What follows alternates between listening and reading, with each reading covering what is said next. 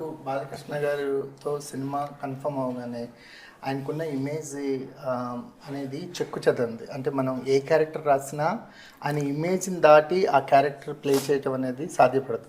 మనం బాలకృష్ణ గారిని చూస్తాం, క్యారెక్టర్లో ఎంత వెళ్ళినా సరే ఆయన ఇమేజ్ మనకి ఎప్పుడూ పోక్ చేస్తూనే ఉంటుంది ఆడియన్స్ని.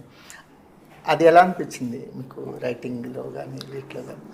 యా ఆఫ్టర్ వాల్తేరు వీరయ్య మళ్ళీ నేను బాలకృష్ణ గారితో అవకాశం రాగానే నేను చాలా చాలా చాలా కిక్గా ఫీల్ అయ్యాను. సో నాకు ఆయన సినిమాల్లో బాగా నచ్చిన నరసింహనాయుడు, సమరసింహారెడ్డి అండ్ రీసెంట్గా అఖండ.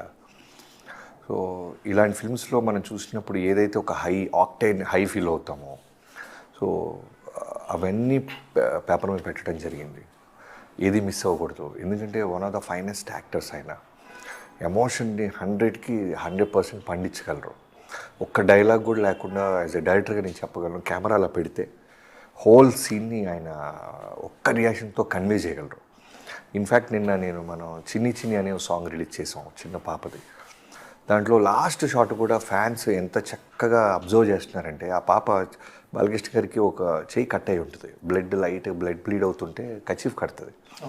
కట్టినప్పుడు ఆయన ఆ పాప వైపు చూసిన ఒక్క చిన్న ఫ్యూ ఫ్రేమ్స్ ఉంటుంది, ఫ్యూ సెకండ్స్, అది దాన్ని కూడా బాబన్న ఎంత బాగున్నాడు, ఆయన ఎమోషన్ ఆ పాపని ఎంత ప్రేమిస్తున్నాడో మాకు అర్థమవుతుంది.